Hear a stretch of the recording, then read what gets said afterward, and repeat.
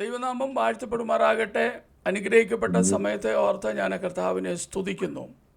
ഈ Joyce T V എന്ന testimony ചാനലിലൂടെ കടന്നു വരുന്നതായ സാക്ഷ്യങ്ങളൊക്കെ ദൈവമക്കളാകുന്ന നിങ്ങൾക്ക് അനുഗ്രഹമാകുന്നു എന്ന് അറിയുന്നതിൽ ഞങ്ങൾ വളരെ സന്തോഷമുണ്ട്. ഞങ്ങൾക്ക് ദൈവം നിങ്ങളെ ഏവരെയും ധാരാളമായി അനുഗ്രഹിക്കുമാറാകട്ടെ. ഈ സാക്ഷ്യങ്ങൾ കേൾവിക്കാരെ കർത്താവിലേക്ക് അടുക്കുവാൻ മുഖാന്തരമായി തീരുന്നത് ഓർത്ത് കർത്താവിനെ സ്തുതിക്കുകയും ദൈവത്തെ മഹത്വപ്പെടുത്തുകയും ചെയ്യുന്നു. ഇന്ന് നമ്മുടെ ക്ഷണമനുസരിച്ച് ജീവിതാനുഭവങ്ങളെ ഷെയർ ചെയ്യുവാനായിട്ട് നമ്മുടെ ഈ ചാനലിൽ കടന്നു വന്നിരിക്കുന്ന കർത്താവിൻ്റെ ദാസനെ ഓർത്ത് ദൈവത്തെ സ്തുതിക്കുകയും ദൈവത്തെ മഹത്വപ്പെടുത്തുകയും ചെയ്യുന്നു.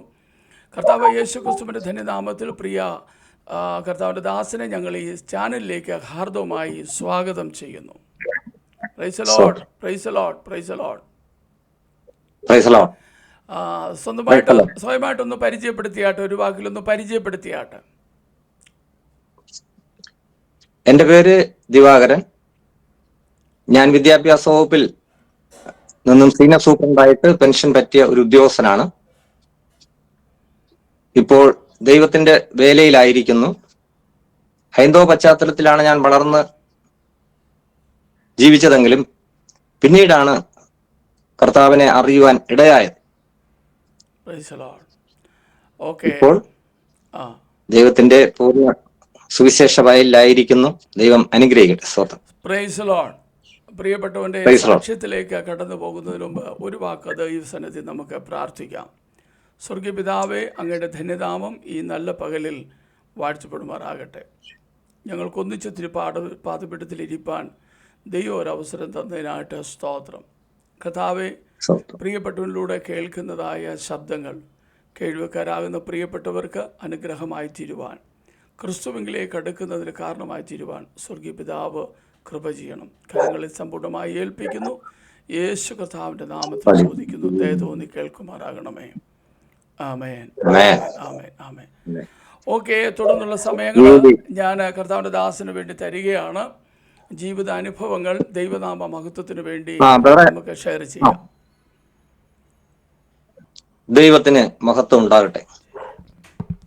ലോകരക്ഷിതാവും സകല മാനവകുലത്തിന്റെയും വീണ്ടെടുപ്പുകാരനും പാപ പരിഹാരകനും തനിക്കായി കാത്തിരിക്കുന്ന വിശുദ്ധന്മാരെ വേഗത്തിൽ വന്ന് തന്റെ അടുക്കൽ ചേർത്ത് കൊള്ളുമെന്ന് വാഗ്ദത്തം ചെയ്തിരിക്കുന്ന കർത്താവായ യേശു ക്രിസ്തുവിന്റെ നാമത്തിൽ എന്നെ ശ്രവിക്കുന്ന എല്ലാവർക്കും എൻ്റെ സ്നേഹവന്ദനം. എൻ്റെ ജീവിത അനുഭവ സാക്ഷ്യവും ദൈവത്തിന്റെ മാറ്റമില്ലാത്ത വചനവും ഈ മീഡിയയിൽ എന്നെ ശ്രവിക്കുന്ന പ്രിയപ്പെട്ടവരോട് പങ്കുവയ്ക്കാൻ ദൈവം ഒരുക്കിയ ഈ നല്ല അവസരത്തെ ഓർത്ത് ഞാൻ ദൈവത്തിന് സ്തോത്രം ചെയ്യുന്നു. എൻ്റെ പേര് ദിവാകരൻ. ഭാര്യയുടെ പേര് ഗീത. 2 ആൺമക്കൾ. അവരുടെ വിവാഹം കഴിഞ്ഞു. മൂത്ത മകൻ എന്നോടൊപ്പം എൻ്റെ ഭവനത്തിൽ താമസിക്കുന്നു. അവന് 2 കുഞ്ഞുങ്ങളുണ്ട്. ഇളയ മകൻ അവന്റെ ഭാര്യയുടെ ജോലിയോടുള്ള ബന്ധത്തിൽ പാലക്കാടായിരിക്കുന്നു. അവർക്ക് ഒരു കുഞ്ഞ് ലഭിക്കാൻ പോകുന്നതേ ഉള്ളൂ. ഞങ്ങൾ ഗവൺമെന്റ് സർവീസിൽ നിന്നും റിട്ടയർ ചെയ്തവരാണ്. സാമാന്യം നല്ല ശമ്പളത്തോടു കൂടി ഞങ്ങൾ ജീവിച്ച് വന്ന ഒരു കുടുംബമാണ്. എന്നാൽ കൊടുങ്കാറ്റ് പോലെ ചില സാമ്പത്തിക വിഷയങ്ങൾ ഞങ്ങളുടെ കുടുംബത്തിന് നേരെ ആഞ്ഞടിച്ചപ്പോൾ അത് ഞങ്ങളുടെ കുഴപ്പം കൊണ്ട് തന്നെ വന്നതാണ്. അത് നിങ്ങൾക്ക് സ്തോത്രം. ഇത് പൂർണ്ണമായും എൻ്റെ സാക്ഷ്യം ശ്രവിക്കുമ്പോൾ ഈ കുടുംബം ഇപ്പോഴും ഭൂമിയിൽ ജീവിച്ചിരിക്കുന്നല്ലോ എന്ന് ഓർത്ത് നിങ്ങൾ അത്ഭുതപ്പെടും. എന്നാൽ പ്രിയമുള്ളവരെ, ഞങ്ങൾ നേരിട്ടതുപോലുള്ള ചില വിഷയങ്ങൾ അഭിമുഖീകരിച്ച പലരും ഇന്ന് ഈ ഭൂപരപ്പിൽ ജീവിച്ചിരിപ്പില്ല. ഈ അനുഭവ സാക്ഷ്യം കേൾക്കുന്ന നിങ്ങൾക്കാർക്കെങ്കിലും ഇതുപോലുള്ള വിഷയങ്ങൾ നിങ്ങളെ അഭിമുഖീകരിക്കുകയാണെങ്കിൽ നിങ്ങൾ ഒരിക്കലും അടിച്ചു നിൽക്കാതെ ജീവനുള്ള ദൈവമായ കർത്താവായ യേശു ക്രിസ്തുവിന്റെ അടുക്കലേക്ക് നിങ്ങൾ മടങ്ങി വരണം. എന്നെ വിടുവിച്ച ദൈവത്തിന് നിങ്ങളെയും പൂർണ്ണമായും ഇതിൽ നിന്നും വിടുവിക്കുവാൻ സഹായിക്കും. എൻ്റെ കുട്ടിക്കാലം ഓർക്കുമ്പോൾ ഞങ്ങൾ വളരെ ദാരിദ്ര്യം ഉള്ള ഒരു കുടുംബത്തിൽ ഞാൻ ജനിച്ചു വളർന്ന ഒരു വ്യക്തിയാണ്. ഞങ്ങൾ 7 മക്കൾ. അച്ഛനും അമ്മയും കൂലിപ്പണിക്കാരായിരുന്നു. എൻ്റെ അച്ഛൻ എക്സ് സർവീസ് ആയിരുന്നെങ്കിലും നാട്ടിൽ വന്നപ്പോൾ ജോലിയൊന്നും ഇല്ലാതെ കൂലിപ്പണി ചെയ്താണ് ഞങ്ങളെ കഷ്ടപ്പെട്ട് വളർത്തിയത്. 7 മക്കളിൽ ഞാൻ 5-മനാണ്. ഞങ്ങൾ വളർന്ന സാഹചര്യങ്ങളെല്ലാം ഒരു അക്രൈസ്തവ കുടുംബ പാരമ്പര്യ ബന്ധങ്ങളാണ്. എല്ലാവരും പാരമ്പര്യമായി പിതാക്കന്മാരും പിതാവിന്റെ പിതാക്കളും എല്ലാവരും അക്രൈസ്തവരാണ്. ആരും തന്നെ ക്രിസ്തീയ കുടുംബത്തിൽ ജനിച്ചു വളർന്നവരല്ല. എൻ്റെ അമ്മയുടെ ഭവനവും അതുപോലെ തന്നെയാണ്. എന്തായാലും എൻ്റെ അച്ഛന്റെയും അമ്മയുടെയും കഷ്ടപ്പാട് കണക്കിലെടുത്ത് അവർ ഞങ്ങളെ പഠിപ്പിച്ചു. എന്നെ ഡിഗ്രി വരെ പഠിപ്പിച്ചു. എനിക്ക് 1980 ഗവൺമെന്റ് സർവീസിൽ ജോലി ലഭിച്ചു. 1959 ഞാൻ ജനിച്ചെന്ന് പറഞ്ഞല്ലോ. എന്റെ വിവാഹം 1989 നടന്നു. ഞങ്ങൾക്ക് 91 ആദ്യമായി ഒരു കുഞ്ഞിനെ ദൈവം അവകാശമായി നൽകി. നല്ല സന്തോഷമുള്ള ഒരു കുടുംബജീവിതം ഞങ്ങൾ നയിച്ചു വരവേ രണ്ടാമതൊരു കുഞ്ഞിന് ഞങ്ങൾക്ക് ഭാഗ്യമില്ലാതെ പോയി. ആ ഒരു ഘട്ടത്തിലാണ് ഞാൻ ദൈവത്തെ അറിയുവാൻ ഇടയാകുന്നത്. എല്ലാവരുടെ ജീവിതത്തിലും ദൈവത്തെ അറിയുവാൻ ഒരു മുഖാന്തരമുണ്ട്. എൻ്റെ ജീവിതത്തിൽ നേരിട്ട ആ മുഖാന്തരം രണ്ടാമതൊരു തലമുറ ലഭിക്കുന്നില്ല എന്ന ഒരു വിഷയമായിരുന്നു. ഞങ്ങളുടെ വിശ്വാസം അനുസരിച്ചുള്ള എല്ലാ ആചാര അനുഷ്ഠാന കർമ്മങ്ങളും നിർവഹിച്ചു. മാത്രവുമല്ല, മെഡിക്കൽ ചെക്കപ്പിൽ ഞങ്ങൾക്ക് യാതൊരു കുഴപ്പവുമില്ല. എല്ലാ റിസൾട്ടുകളും പോസിറ്റീവാണ്. ഞങ്ങൾ കേരളത്തിലും തമിഴ്നാട്ടിലുമുള്ള വിവിധ പുണ്യസ്ഥലങ്ങൾ സന്ദർശിച്ച് അവിടെ ഞങ്ങളുടെ ആചാരപ്രകാരമുള്ള എല്ലാ നേർച്ച കാഴ്ച വഴിപാടുകളും നിർവഹിക്കുകയുണ്ടായി. ഏകദേശം ഈ കാലയളവ് 4 വർഷത്തോളം നീണ്ടുപോയി. എങ്കിലും ഞങ്ങൾക്കൊരു കുഞ്ഞിനെ ലഭിച്ചില്ല. ഈ ഒരു ദുഃഖാവസ്ഥയിൽ ഞങ്ങൾ ഇരിക്കുമ്പോഴാണ് ഒരു സഹോദരൻ, അദ്ദേഹം ഒരു കത്തോലിക്ക വിശ്വാസിയാണ്, എൻ്റെ അടുക്കൽ വന്നിട്ട് എന്നോട് പറഞ്ഞത്, നിങ്ങൾ വിശ്വസിക്കുന്നവനെ എല്ലാം ഉപേക്ഷിച്ച് കർത്താവായ യേശു ക്രിസ്തുവിനെ നിങ്ങളുടെ രക്ഷിതാവും കർത്താവുമായി സ്വീകരിക്കുകയാണെങ്കിൽ നിങ്ങളുടെ സകല പ്രശ്നങ്ങൾക്കും പ്രാർത്ഥനകൾക്കും മറുപടി നിശ്ചയമായി ലഭിക്കും എന്ന് അദ്ദേഹം പറഞ്ഞു. അദ്ദേഹത്തിന്റെ വിശ്വാസത്തിൽ, ആ പറച്ചിലിൽ ഞാൻ അത് ഏറ്റെടുത്തുകൊണ്ട് ഞാൻ ആ വിശ്വാസത്തിലേക്ക് വന്നു. 1 വർഷത്തോളം ഞാൻ ആ കത്തോലിക്ക വിശ്വാസത്തിൽ തന്നെ നിലനിന്നു. യാതൊരു ഫലവും ഉണ്ടായില്ല. എന്നാൽ ഇതിനിടയിൽ എന്നോടൊപ്പം ഓഫീസിൽ ജോലി നിർവഹിച്ചിരുന്ന വേറൊരു സഹോദരന്റെ നിർദ്ദേശപ്രകാരം ഞാൻ ദൈവത്തെ സത്യത്തിലും ആത്മാവിലും ആരാധിക്കുന്നവരുടെ കൂട്ടായ്മയിൽ ചേരുവാനിടയായി. ദൈവത്തിന്റെ ഹിതപ്രകാരമുള്ള വിശ്വാസവും ആരാധനയും എന്നിൽ വെളിപ്പെട്ടപ്പോൾ അടുത്ത വർഷം തന്നെ ഞങ്ങൾക്ക് രണ്ടാമതൊരു കുഞ്ഞിനെ കൃപയാൽ ദൈവം അവകാശമായി നൽകി. സത്യദൈവവും ജീവനുള്ള ദൈവവുമായ കർത്താവായ യേശു ക്രിസ്തുവിനെ ഞാൻ വിശ്വസിച്ചപ്പോൾ എൻ്റെ പഴയ കാലങ്ങളെക്കുറിച്ച് എനിക്ക് ലജ്ജ തോന്നി. വിശുദ്ധ വേദപുസ്തകം 97-ാം സങ്കീർത്തനം അതിന്റെ 7-ാം വാക്യത്തിൽ ഇങ്ങനെ പറയുന്നു: വിഗ്രഹങ്ങളെ സേവിക്കുകയും ബിംബങ്ങളിൽ പ്രശംസിക്കുകയും ചെയ്യുന്നവരൊക്കെയും ലജ്ജിച്ചു പോകും എന്ന് എഴുതിയിരിക്കുന്നു. ഈ വാക്യം എന്നെ വല്ലാതെ സ്പർശിച്ചു. കാരണം എൻ്റെ സകല പ്രവൃത്തികളും എൻ്റെ നടപ്പുകളും ഞാൻ പഴയ കാലങ്ങളെ വെച്ച് തട്ടിച്ചു നോക്കിയപ്പോൾ ഞാൻ യഥാർത്ഥത്തിൽ ലജ്ജിച്ചു പോയി. എന്നാൽ സ്തോത്രം, റോമാലേഖനം 8-ാം അധ്യായം അതിന്റെ 28 മുതൽ 30 വരെയുള്ള വാക്യങ്ങളിൽ ഇങ്ങനെ പറയുന്നു: എന്നാൽ ദൈവത്തെ സ്നേഹിക്കുന്നവർക്ക്, നിർണയപ്രകാരം വിളിക്കപ്പെട്ടവർക്ക് തന്നെ സകലവും നന്മയ്ക്കായി കൂടി വ്യാപരിക്കുന്നു എന്ന് നാം അറിയുന്നു. ദൈവം മുന്നറിഞ്ഞവരെ തന്റെ പുത്രൻ അനേകം സഹോദരന്മാരിൽ ആദ്യജാതൻ ആകേണ്ടതിന് ദൈവത്തിന്റെ സ്വരൂപത്തോട് അനുരൂപരാകുവാൻ മുൻ നിയമിച്ചിരിക്കുന്നു. മുൻ നിയമിച്ചവരെ വിളിച്ചവരെ നീതീകരിച്ചും നീതീകരിച്ചവരെ തേജസ്കരിച്ചും ഇരിക്കുന്നു. ഓരോ വ്യക്തിയും അമ്മയുടെ ഗർഭപാത്രത്തിൽ ഉരുവാകുന്നതിന് മുമ്പേ ആ വ്യക്തിയെക്കുറിച്ച് ദൈവത്തിനൊരു മുൻ നിയമനവും നിർണയവുമുണ്ട്. ഇക്കാര്യം നാം യഥാസമയം തിരിച്ച് അറിഞ്ഞാൽ നാം ഭാഗ്യവാന്മാർ. സ്വതം എന്റെ വിഷയത്തിൽ, എന്റെ ജീവിതത്തിൽ ഒരു തലമുറയുടെ വിഷയമായിരുന്നു. ഇവിടെ നമ്മൾ വായിച്ച വചനത്തിൽ ദൈവത്തെ സ്നേഹിക്കുന്നവർക്ക്, നിർണയപ്രകാരം വിളിക്കപ്പെട്ടവർക്ക് തന്നെ സകലവും നന്മയ്ക്കായി കൂടി വ്യാപരിക്കുന്നു. ഇവിടെ ആ പ്രയോഗം എനിക്ക് ഒരു കുഞ്ഞിനെ ലഭിച്ചില്ല എന്നുള്ള ഒരു വിഷയമാണ്. പക്ഷേ അത് എന്റെ നന്മയ്ക്ക് വേണ്ടിയാണ് ദൈവം അത് ചെയ്തത്. ഞാൻ ദൈവത്തെ അറിഞ്ഞപ്പോൾ എനിക്ക് രണ്ടാമതൊരു തലമുറയും ലഭിച്ചു. ഇതുപോലെ എല്ലാ മനുഷ്യരുടെയും ജീവിതത്തിൽ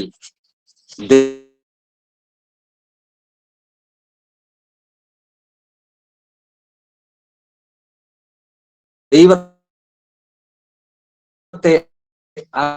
അറിയുവാനുള്ള ഒരു മുഖാന്തരം ഉണ്ടാകും. അത് നമ്മൾ തിരിച്ചറിഞ്ഞ് യഥാസമയം ദൈവത്തിങ്കിലേക്ക് മടങ്ങി വന്നില്ലെങ്കിൽ അവരുടെ ജീവിതത്തിൽ വലിയ നാശനഷ്ടങ്ങളും സങ്കടങ്ങളും നിലവിളികളും ഒരുപക്ഷെ ദുരന്തങ്ങൾ തന്നെയും അഭിമുഖീകരിക്കേണ്ടി വരും.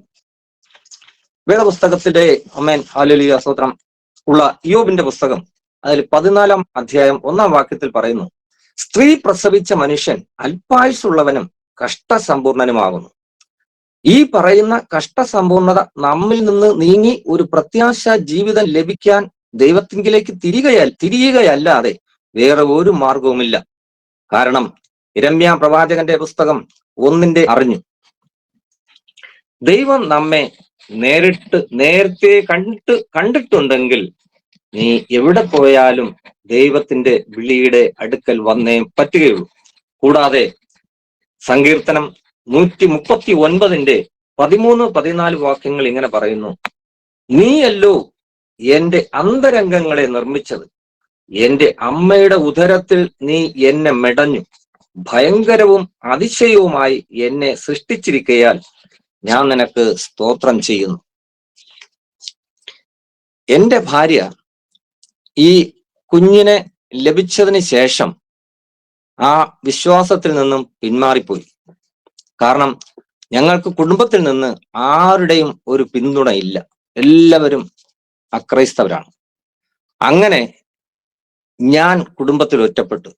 എന്റെ വിശ്വാസത്തിൽ നിന്നും ഞാൻ പിന്നോട്ട് പോകുവാനോ ദൈവത്തോട് നന്ദികേട് കാണിക്കുവാനോ എന്റെ ഹൃദയം അനുവദിച്ചില്ല.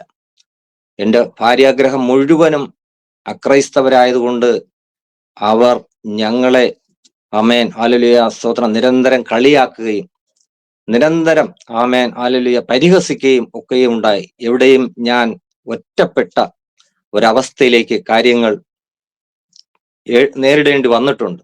ആരും തന്നെ തുണയില്ലായിരുന്നു.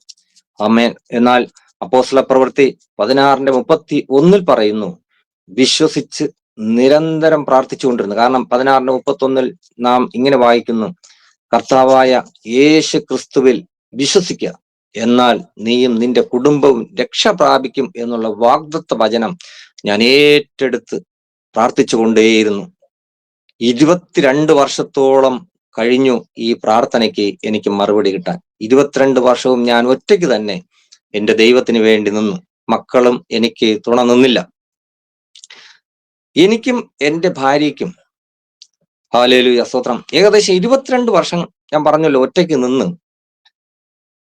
അതുകൊണ്ട് ദൈവകൃപയാൽ എനിക്ക് പിന്മാറേണ്ടി വന്നില്ല. എന്നാൽ ഈ 22 വർഷം കഴിഞ്ഞതിന് ശേഷം എനിക്ക് എന്റെ കുടുംബത്തെ മുഴുവനും വിശ്വാസത്തിൽ നേടാനായി. അതിന്റെ പിന്നിൽ ഈ 22 വർഷത്തിനിടയിൽ ഭയങ്കരമായ പ്രതികൂലങ്ങൾ. ഒരു മിനിറ്റ് സാറേ, 22 വർഷം ഒറ്റയ്ക്ക് കർത്താവിനെ സേവിച്ച് നിന്ന സാഹചര്യങ്ങളിൽ അനുഭവങ്ങൾ ഒന്ന് സംക്ഷിപ്തമായിട്ടൊന്ന് പറയാമോ? പറയാം. ഈ 22 വർഷവും ഞാൻ ഒറ്റയ്ക്ക് ദൈവത്തിന് വേണ്ടി നിന്നപ്പോൾ എന്റെ ബന്ധുക്കള്, എന്റെ ചാർച്ചക്കാര്, എന്റെ അയൽക്കാര്, എന്റെ ഓഫീസിലുള്ളവര് എല്ലാവരും എന്നെ നിന്ദിക്കുകയും പരിഹസിക്കുകയും കളിയാക്കുകയും ഒക്കെ ചെയ്തിട്ടുണ്ട്. കാരണം ഔദ്യോഗിക മേഖലയിൽ ഞാൻ ഒരു വലിയ സംഘടന പ്രവർത്തകന്റെ നേതാവായിരുന്നു. ഞാൻ വിശ്വാസത്തിൽ വന്നപ്പോൾ അതെല്ലാം പാടെ ഉപേക്ഷിച്ചതിന്റെ പശ്ചാത്തലത്തിൽ ആ കാരണത്താൽ അവർ എന്നെ നിരന്തരം കളിയാക്കിക്കൊണ്ടിരുന്നു,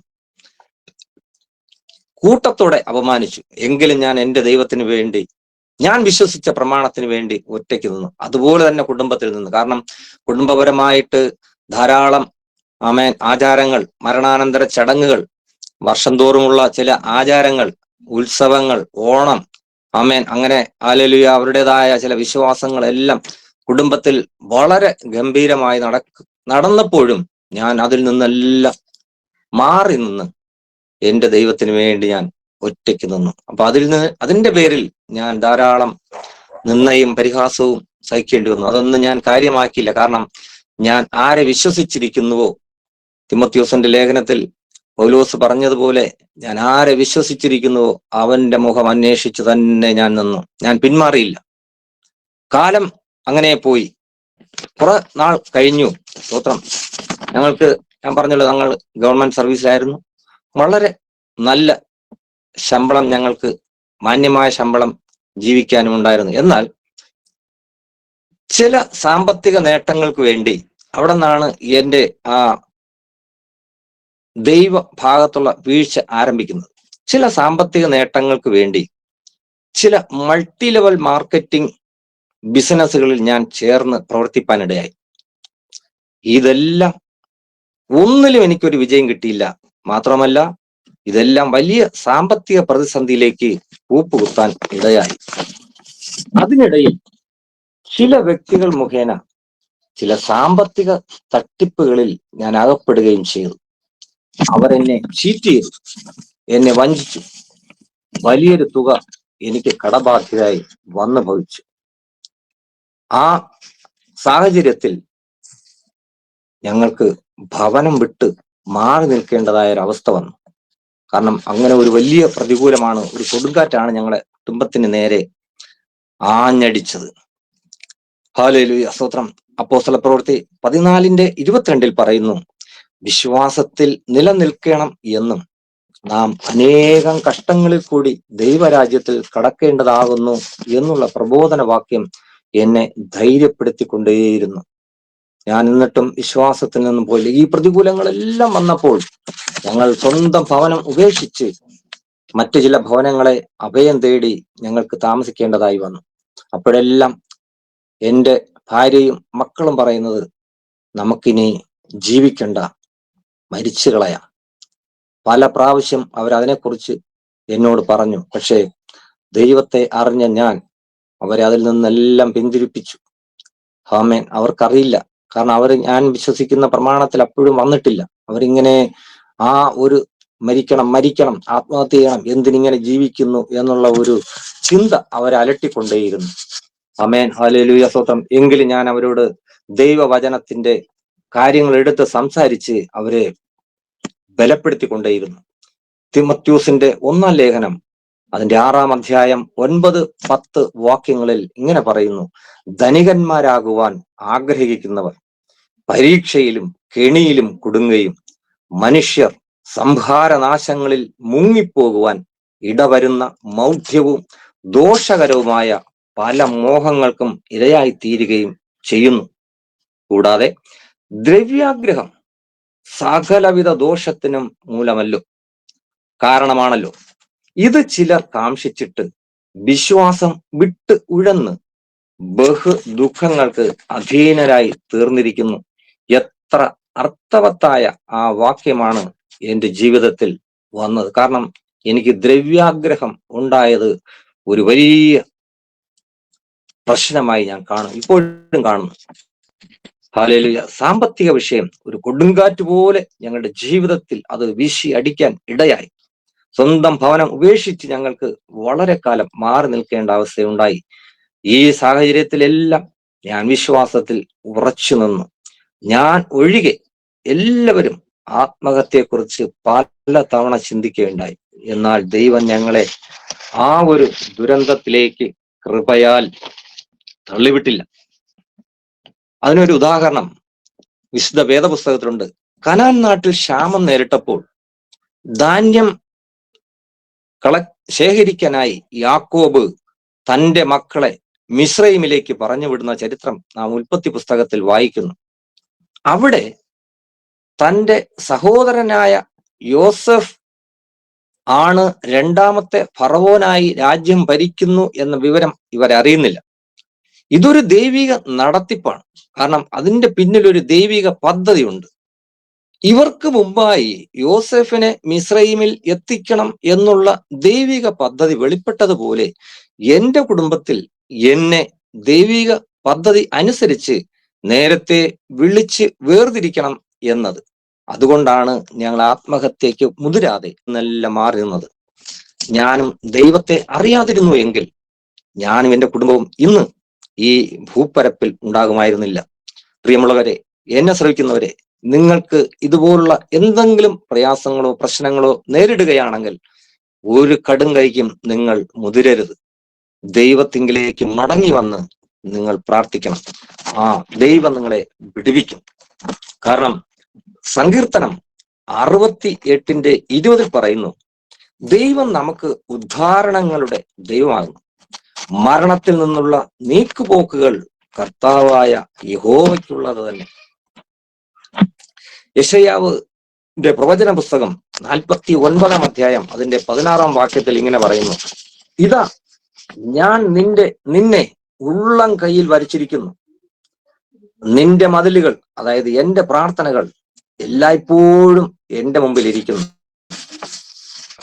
യെശയ്യാവ് 43 അധ്യായം അതിന്റെ 1-2 വാക്യങ്ങളിൽ പറയുന്നു, ഇപ്പോഴോ യാക്കോബെ, നിന്നെ സൃഷ്ടിച്ചവനും ഇസ്രായേലെ നിന്നെ നിർമ്മിച്ചവനുമായ യഹോവ ഇപ്രകാരം അരുളിച്ചെയ്യുന്നു, ഭയപ്പെടേണ്ട, ഞാൻ നിന്നെ വീണ്ടെടുത്തിരിക്കുന്നു. ഞാൻ നിന്നെ പേർ ചൊല്ലി വിളിച്ചിരിക്കുന്നു. നീ എനിക്കുള്ളവൻ തന്നെ. നീ വെള്ളത്തിൽ കൂടി കടക്കുമ്പോൾ ഞാൻ നിന്നോടുകൂടെ ഇരിക്കും. നീ നദികളിൽ കൂടി കടക്കുമ്പോൾ അവ നിന്റെ മീതെ കവിയുകയുമില്ല. നീ തീയിൽ കൂടി നടന്നാൽ വെന്തു പോവുകയില്ല. അഗ്നിജ്വാല നിന്നെ ദഹിപ്പിക്കുകയുമില്ല. ഈ വചനങ്ങളെല്ലാം എനിക്ക് വളരെ ബലം നൽകി. സത്യത്തിൽ ഞങ്ങൾ തീച്ചൂളയുടെ അവസ്ഥയിൽ കൂടിയാണ് കടന്നുപോയത്. ദൈവകൃപയാൽ അഗ്നി ഞങ്ങളെ മൂടിയില്ല. വെള്ളം ഞങ്ങളെ മുക്കിക്കളഞ്ഞില്ല, ഞങ്ങളെ ഒഴുക്കി കളഞ്ഞില്ല. കാരണം ദൈവം ഞങ്ങളെ പേർ ചൊല്ലി വിളിച്ചിരിക്കുന്നു എന്നാണ്. അവന്റെ ഉള്ളം കയ്യിൽ നമ്മെ വരച്ചിരിക്കുന്നത് കൊണ്ട് ദൈവം നമ്മെ തകർക്കുവാൻ അനുവദിച്ചു. സങ്കീർത്തനം 18 സങ്കീർത്തനം 6 വാക്യത്തിൽ ഇങ്ങനെ പറയുന്നു, എന്റെ കഷ്ടതയിൽ ഞാൻ യഹോവയെ വിളിച്ചപേക്ഷിച്ചു, എന്റെ ദൈവത്തോട് നിലവിളിച്ചു. ദൈവം തന്റെ മന്ദിരത്തിൽ നിന്ന് എന്റെ അപേക്ഷ കേട്ടു. തിരുമുമ്പിൽ ഞാൻ കഴിച്ച പ്രാർത്ഥന ദൈവത്തിന്റെ ചെവിയിലെത്തി. സ്തോത്രം. 50 സങ്കീർത്തനം 15 വാക്യത്തിൽ ഇങ്ങനെ പറയുന്നു, കഷ്ടകാലത്ത് എന്നെ വിളിച്ചപേക്ഷിക്കുക, ഞാൻ നിന്നെ വിടുവിക്കുകയും നീ എന്നെ മഹത്വപ്പെടുത്തുകയും ചെയ്യും. സത്യത്തിൽ ഞങ്ങൾ എല്ലാവരും ദൈവത്തെ വിളിച്ചപേക്ഷിച്ചു. ഞങ്ങളുടെ കഷ്ടകാലത്ത് ദൈവത്തെ വിളിച്ചപേക്ഷിച്ചപ്പോൾ ഞങ്ങളുടെ പ്രാർത്ഥന ദൈവം കേട്ടു, ഞങ്ങളെ വിടുവിച്ചു. ഇപ്പോൾ ഞങ്ങളുടെ പ്രവർത്തനങ്ങളെല്ലാം ദൈവനാമ മഹത്വത്തിനായി നടന്നുകൊണ്ടേയിരിക്കുന്നു. യിരെമ്യാ പ്രവാചകൻ പറയുന്നു 33 അധ്യായത്തിൽ 3 വാക്യത്തിൽ, യഹോവ ഇപ്രകാരം അരുളി ചെയ്യുന്നു, എന്നെ വിളിച്ചപേക്ഷിക്ക, ഞാൻ നിനക്ക് ഉത്തരമരുളും. നീ അറിയാത്ത മഹത്തായും അഗോചരവുമായുള്ള കാര്യങ്ങളെ ഞാൻ നിന്നെ അറിയിക്കും. ദൈവദാസന്മാരുടെ ആലോചനയാൽ എന്റെ കുടുംബം മുഴുവനും വിശ്വാസ സ്നാനം സ്വീകരിച്ച് ഞങ്ങൾ ദൈവത്തെ സ്വീകരിപ്പാനിടയായി. കർത്താവിനെ ഞങ്ങൾ ഹല്ലേലൂയ സ്തോത്രം സ്വന്തം രക്ഷിതാവും കർത്താവുമായി സ്വീകരിച്ചു. ഹല്ലേലൂയ സ്തോത്രം. ഈ പ്രതിസന്ധികൾ എല്ലാം നേരിടുമ്പോഴും ഞങ്ങൾ മറ്റ് ഭവനങ്ങളിലാണ് താമസിച്ചു കൊണ്ടിരുന്നത്. അനേകം ദൈവദാസന്മാരുടെ ആലോചന ഞങ്ങൾ കേട്ടു. അവരെ വിളിച്ച് ഞങ്ങളുടെ ഭവനത്തിൽ, അതായത് ഞങ്ങൾ അപ്പോൾ താമസിക്കുന്ന ഭവനങ്ങളിൽ അവരുടെ പ്രാർത്ഥന നടത്തി. ദൈവാലോചനകൾ ഞങ്ങൾ സ്വീകരിച്ചു. നിങ്ങളുടെ പ്രശ്നങ്ങൾക്ക് നിങ്ങളെ നിശ്ചയമായും ദൈവം വിടുവിക്കും. നിങ്ങൾ കുടുംബം മുഴുവനും സ്നാനപ്പെടണം. കാരണം അപ്പോസ്തല പ്രവൃത്തിയിൽ കാരാഗ്രഹ പ്രമാണി അവർ കുടുംബമായി സ്നാനമേറ്റ് ദൈവത്തിൽ സന്തോഷിച്ചെന്ന് ഞങ്ങൾ വായിക്കുന്നു. അതുപോലെ എൻ്റെ കുടുംബം മുഴുവനും ഈ വിശ്വാസം സ്വീകരിക്കാനും അവരെല്ലാം സ്നാനപ്പെടുവാനും ഇടയായി. പ്രിയമുള്ളവരെ, ഞാൻ പറഞ്ഞത് നോക്കേ, കുടുംബത്തെ മുഴുവനും ദൈവത്തിന് എങ്ങനെ കൊണ്ടുവരണമെന്ന് ദൈവത്തിന് അറിയാം. സ്തോത്രം. എന്നാൽ ഞാൻ വളരെ കാലം ഇവരോട് ഈ പ്രതിസന്ധികൾ വരുന്നതിന് മുമ്പ് തന്നെ പറഞ്ഞെങ്കിലും അവരാരും ദൈവത്തെ സ്വീകരിപ്പാൻ ഇടയായില്ല. ഇതുപോലുള്ള ഹല്ലേലൂയ അനേകം ഭവനങ്ങൾ ഉണ്ടാകും. പ്രിയമുള്ളവരെ, ആരെങ്കിലും എന്നെ ഈ സാക്ഷ്യം ശ്രവിക്കുന്നെങ്കിൽ, നിങ്ങളുടെ കുടുംബത്തിൽ ആരെങ്കിലും ഒരു വിശ്വാസി ഉണ്ടെങ്കിൽ അവരോട് നിങ്ങൾ ചേർന്ന് ചെല്ലണം. ഇല്ലെങ്കിൽ ദൈവം നിങ്ങളെ കണ്ടിട്ടുണ്ടെങ്കിൽ തീർച്ചയായും ദൈവം നിങ്ങളെ മടക്കി കൊണ്ടുവരും. അത് നിങ്ങൾ യഥാസമയം ദൈവസന്നിധിയിൽ മുട്ട് മടക്കിയില്ല എങ്കിൽ നിങ്ങളുടെ മുഴങ്കാൽ എങ്ങനെ മടക്കണം എന്ന് ദൈവത്തിന് അറിയാം. ഞാൻ നേരിട്ടതുപോലുള്ള, അല്ലെങ്കിൽ ഞങ്ങൾ നേരിട്ടതുപോലുള്ള പ്രതിസന്ധികളിൽ ദയവായി നിങ്ങൾ അകപ്പെടാതെ നിങ്ങൾ ഹല്ലേലൂയ നല്ല രീതിയിൽ തന്നെ ദൈവത്തെ രക്ഷിതാവും കർത്താവുമായി സ്വീകരിക്കണമെന്ന് ഞാൻ താഴ്മയായി നിങ്ങൾ ഓരോരുത്തരോടും അഭ്യർത്ഥിക്കുന്നു. കാരണം സങ്കീർത്തനം 34:5 പറയുന്നു, അവങ്കലേക്ക് നോക്കിയവർ പ്രകാശിതരായി, അവരുടെ മുഖം ലജ്ജിച്ചു പോയതുമില്ല. കാരണം ഞങ്ങൾ ദൈവമുഖം നോക്കി ഓടിയത് കൊണ്ട് ഞങ്ങൾക്ക് വീണ്ടും ആ പഴയ പ്രകാശത്തിലേക്ക് ഞങ്ങൾക്ക് മടങ്ങി വരാൻ സാധിച്ചു. ഞങ്ങൾ ആരുടെ മുമ്പിലും പിന്നീട് ലജ്ജിച്ചില്ല. യാക്കോബിന്റെ ലേഖനം 1 അതിന്റെ 12 മുതൽ 14 വരെയുള്ള വാക്യങ്ങൾ. സ്തോത്രം. പരീക്ഷ സഹിക്കുന്ന മനുഷ്യൻ ഭാഗ്യവാൻ, അവൻ കൊള്ളാകുന്നവനായി തെളിഞ്ഞ ശേഷം കർത്താവ് തന്നെ സ്നേഹിക്കുന്നവർക്ക്, അതായത് കർത്താവ് തന്നെ സ്നേഹിക്കുന്നവർക്ക് വാഗ്ദത്തം ചെയ്ത ജീവകിരീടം പ്രാപിക്കും. പരീക്ഷിക്കപ്പെടുമ്പോൾ ഞാൻ ദൈവത്താൽ പരീക്ഷിക്കപ്പെടുന്നു എന്ന് ആരും പറയരുത്. ദൈവം ആരെയും ദോഷങ്ങളാൽ പരീക്ഷിക്കപ്പെടാത്ത ദൈവമാകുന്നു. താൻ ആരെയും പരീക്ഷിക്കുന്നതുമില്ല. ഓരോരുത്തൻ പരീക്ഷിക്കപ്പെടുന്നത് സ്വന്തം മോഹത്താൽ ആകർഷിച്ച് വശീകരിക്കപ്പെടുകയാലാകുന്നു. ഇവിടെ ദൈവം പറയുന്നു, നിങ്ങളുടെ സ്വന്തം മോഹത്താൽ ആകർഷിക്കപ്പെട്ടത് കൊണ്ടാണ്, അതായത് സാമ്പത്തിക നേട്ടം വേണമെന്ന് നിങ്ങൾ ആഗ്രഹിച്ചത് കൊണ്ടാണ് ഈ പരീക്ഷയിലും ഈ കെണിയിലും നിങ്ങൾ അകപ്പെട്ടത്. ഒരു വിധത്തിലും ദൈവം നമ്മെ അങ്ങനെ കൊണ്ടുപോകാൻ ആഗ്രഹിക്കുന്നില്ല. ആമേൻ. എന്നാൽ സങ്കീർത്തനം 91:14-15 വാക്യങ്ങളിൽ പറയുന്നു, അവൻ എന്നോട് പറ്റിയിരിക്കയാൽ ഞാൻ അവനെ വിടുവിക്കും. അവൻ എന്റെ നാമത്തെ അറിയുകയാൽ ഞാൻ അവനെ ഉയർത്തും. അവൻ എന്നെ വിളിച്ചപേക്ഷിക്കും, ഞാൻ അവന് ഉത്തരമരുളും. കഷ്ടകാലത്ത് ഞാൻ അവനോടുകൂടെ ഇരിക്കും, ഞാൻ അവനെ വിടുവിച്ച് മഹത്വപ്പെടുത്തും. സത്യത്തിൽ ഞാൻ ദൈവത്തോട് പറ്റിയിരുന്നത് കൊണ്ട് മാത്രമാണ് ദൈവം ഞങ്ങളെ വിടുവിച്ചത്. ഇവിടെ പറ്റിയിരിക്കുക എന്ന് പറയുന്ന വാക്ക്, ആമേൻ, ഹല്ലേലൂയ, സ്തോത്രം, അതിന്റെ മൂല കൃതിയിൽ എബ്രായ ഭാഷയിൽ ഇങ്ങനെയാണ് യാദ എന്ന് പറയും. കാരണം പറ്റിയിരിക്കുക എന്ന് പറഞ്ഞാൽ ഈ മത്സ്യത്തിന്റെ പുറത്ത് ചെതുമ്പൽ പറ്റിയിരിക്കുന്നത് പോലെ അല്ല. ഈ മുതല, ചീങ്കണ്ണി മുതലായ ജീവികളിൽ അതിന്റെ ചെതുമ്പൽ പറ്റിയിരിക്കുന്നത് മാംസവുമായി ചേർന്നാണ്.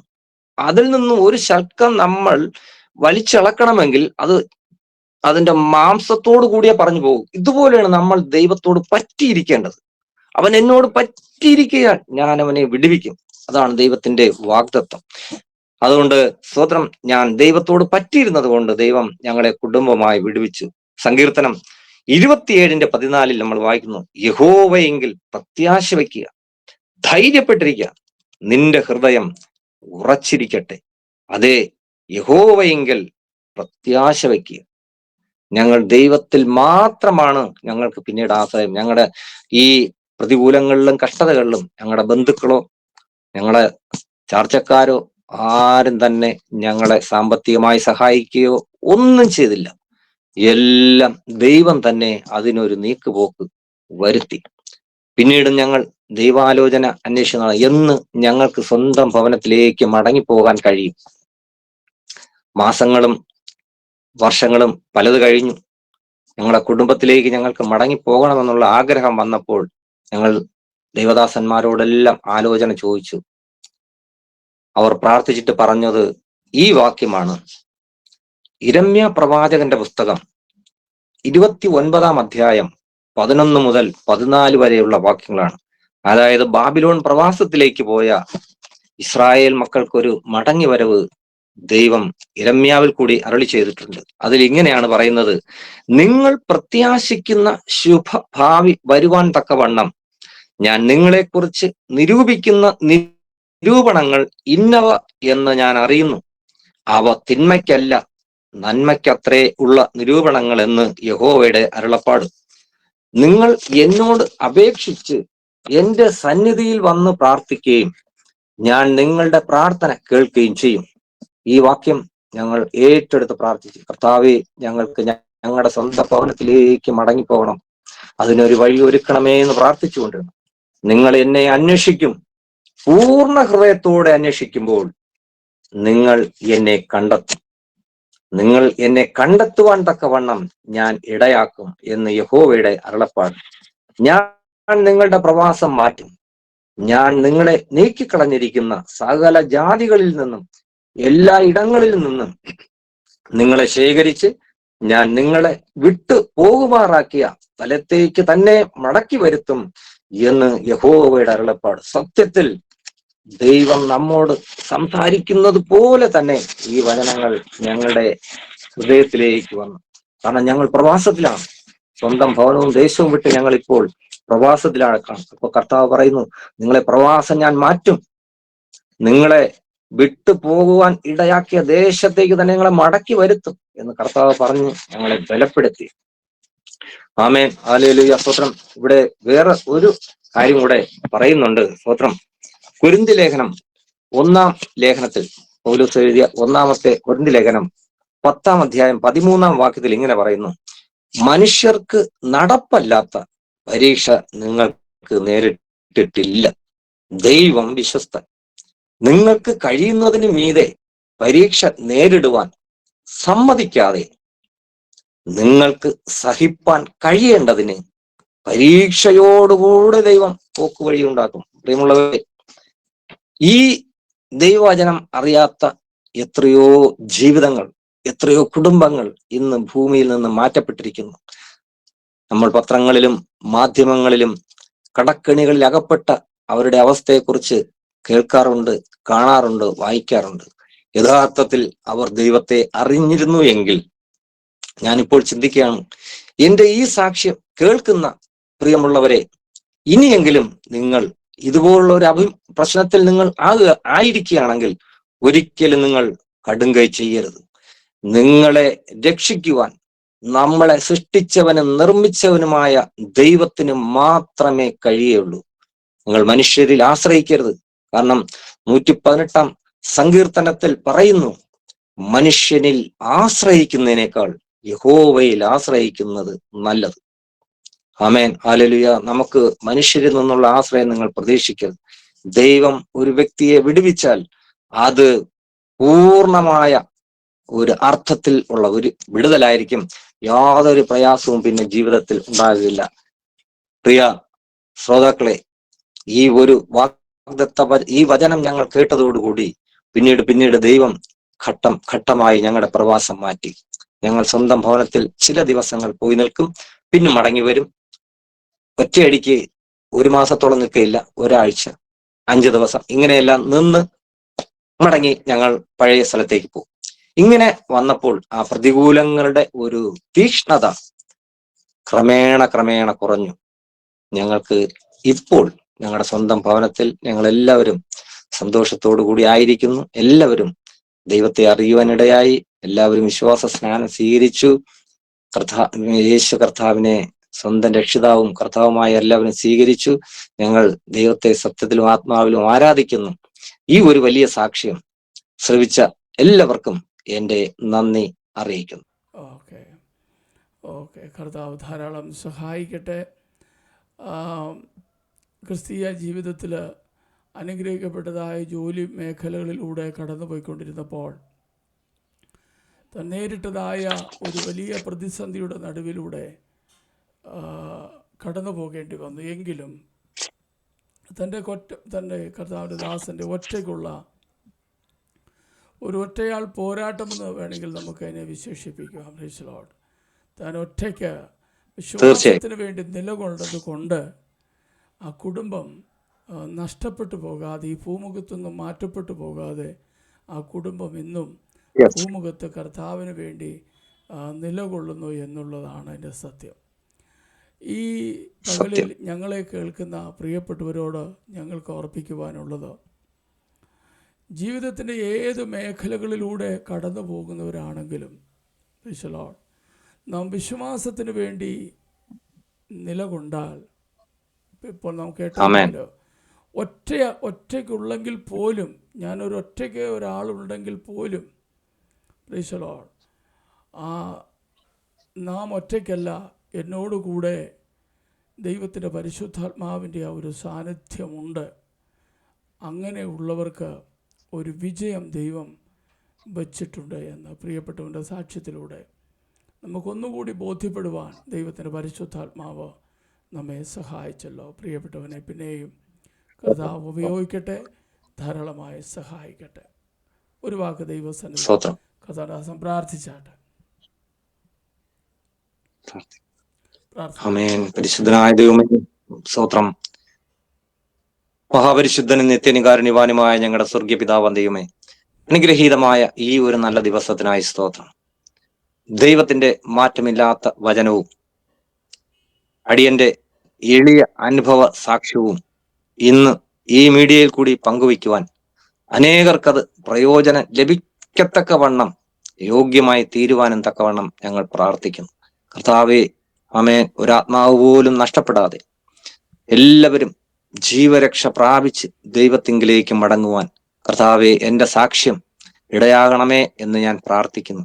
പരിശുദ്ധാത്മാവിന്റെ ഒരു വലിയ ശക്തി ഇതിന്മേൽ വ്യാപരിക്കണം കർത്താവെ. അതിന് മുഖാന്തരമായി നിൽക്കുന്ന ജോയ്സ് TV, അതിന്റെ പ്രവർത്തകരെയും പ്രിയ പാസ്റ്ററേയും എല്ലാം ഒരു കുടുംബമായി അനുഗ്രഹിക്കണമേ. അതിന്റെ അണിയറ പ്രവർത്തകരെയും ഈ മീഡിയയെയും എല്ലാം ദൈവമടന്ന് അനുഗ്രഹിക്കുമാറാകണമേ എന്ന് പ്രാർത്ഥിക്കുന്നു. കർത്താവെ, എന്റെ അനുഭവ സാക്ഷ്യം കേട്ട അല്ലെങ്കിൽ കേൾക്കുന്ന വ്യക്തികൾ ആരും തന്നെ ഇനി നഷ്ടപ്പെടുവാൻ, ഇതുപോലുള്ള വിഷയങ്ങളിൽ, ഞാൻ നേരിട്ടതായ വിഷയങ്ങളിൽ കർത്താവെ, അവരുടെ ജീവനെ എടുക്കുവാൻ പിശാചിനെ അനുവദിക്കരുതേ എന്ന് ഞങ്ങൾ പ്രാർത്ഥിക്കുന്നു. കർത്താവെ, സ്തോത്രം. പ്രലോഭനങ്ങളിൽ നിന്നെല്ലാം പ്രിയപ്പെട്ടവരെ വിടുവിച്ച് അവരെ കുടുംബമായി അനുഗ്രഹിക്കുമാറാകണമേ എന്ന് പ്രാർത്ഥിക്കുന്നു. കർത്താവ് എനിക്ക് തന്ന ഈ സാക്ഷ്യത്തിനായി സ്തോത്രം ചെയ്യുന്നു. പ്രിയപ്പെട്ട ആമേൻ പാസ്റ്ററേയും അവരുടെ മീഡിയയെയും എനിക്ക് ഒരുക്കി ഈ ഒരു നല്ല സാക്ഷ്യം കേൾപ്പിക്കുവാൻ അടിയനും തന്ന അവസരത്തിനായി സ്തോത്രം ചെയ്യുന്നു. യേശു ക്രിസ്തുവിന്റെ നാമത്തിൽ തന്നെ.